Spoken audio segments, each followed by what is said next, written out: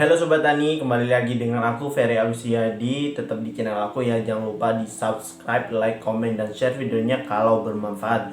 Kalau tidak bermanfaat cukup di subscribe aja, karena subscribe itu gratis. Nah, siang ini aku bakal tunjukin ke kalian kalau siang ini saya kedatangan paket dari salah satu perusahaan benih terbesar di Indonesia. Buat kalian yang sudah bergelut lama di dunia pertanian, tentunya sudah tidak asing lagi dengan nama PT SWS atau yang sering kita dengar itu cap panah merah. Nah, ini dia. Langsung dari perusahaannya ya guys. Di sini ada sekitar 3 buah benih yang nanti aku bakal tunjukin ke kalian benih apa aja sih dan kenapa saya memilih benih itu dan kenapa juga saya harus memilih benih itu untuk tanam di Madura. Nah, oke, kita buka seperti apa aja sih dalamnya. Oke, di sini ada benihnya terong hijau.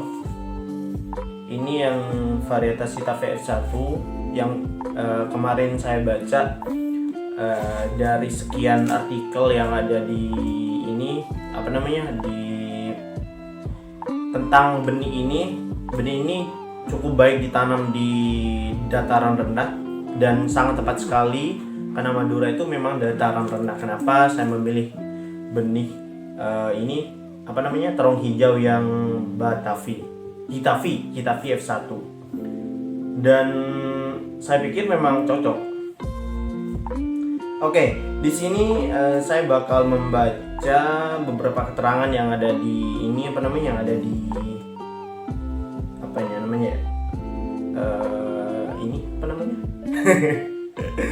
wadahnya, kemasannya guys. Rekomendasi datarannya itu dataran rendah, ketahanan penyakit tahan layu fusarium. Ini udah menjadi penyakit utama bagi petani, bukan hanya di terong, di bawang, terus di cabai juga sama.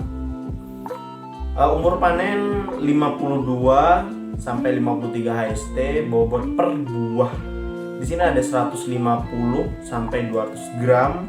Potensi hasil panen per hektar itu 65 sampai 72 ton per hektar. Oh iya.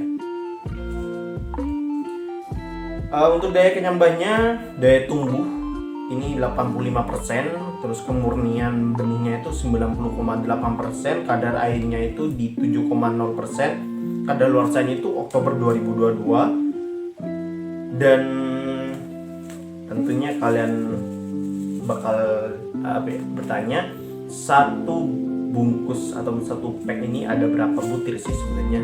Di sini ada 400 butir guys. Jadi untuk 400 itu udah lumayan banyak ya untuk skala petani milenial ataupun petani pemula yang masih mau belajar di sayuran seperti itu.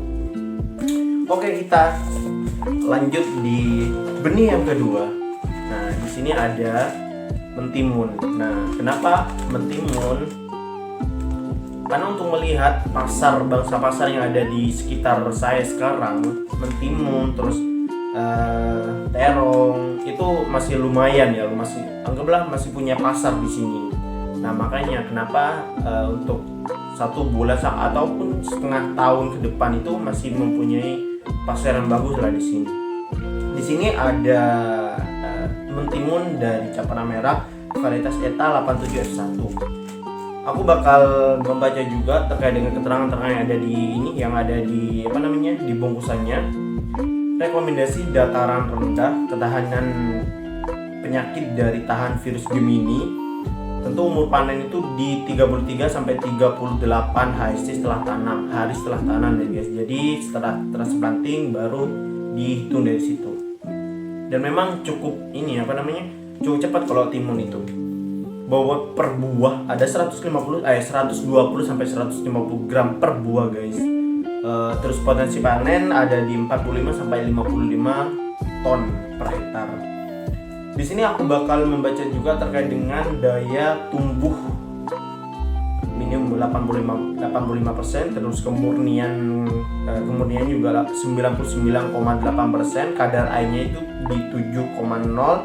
Kadaluarsanya itu masih di November 2022, dan satu bungkus ini kita bakal dapat 175 butir. Bayangkan 175 butir itu tumbuh semua. Ada 175 batang. Nah, dengan yang 175 ini anggaplah kita bisa panen entah 3-4 kali aja. Udah berapa ton, guys? Dan yang selanjutnya ada benih tomat.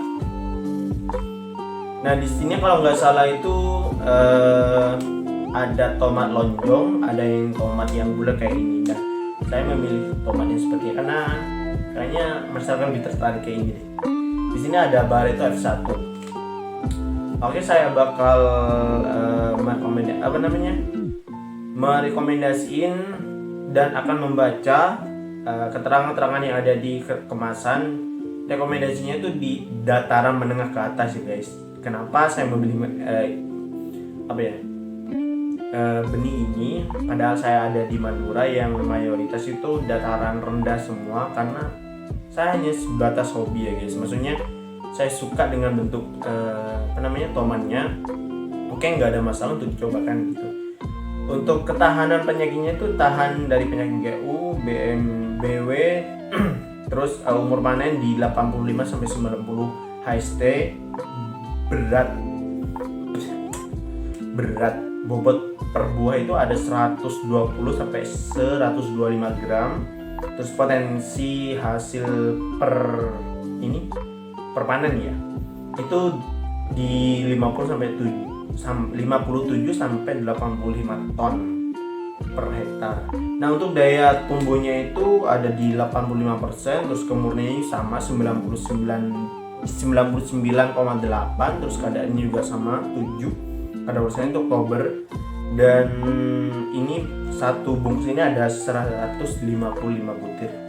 Sebenarnya, guys, untuk saya pribadi lebih dari dulu itu ketika ada benih ataupun ada varietas baru, pasti aku melihatnya itu sebenarnya ini cocok nggak sih untuk dataran rendah, karena memang dataran ataupun lahan yang ada di Madura itu kan terutama di lingkungan itu memang dataran rendah, guys. Jadi saya memilih aku memilih benih-benih yang memang cocok untuk dataran rendah gitu.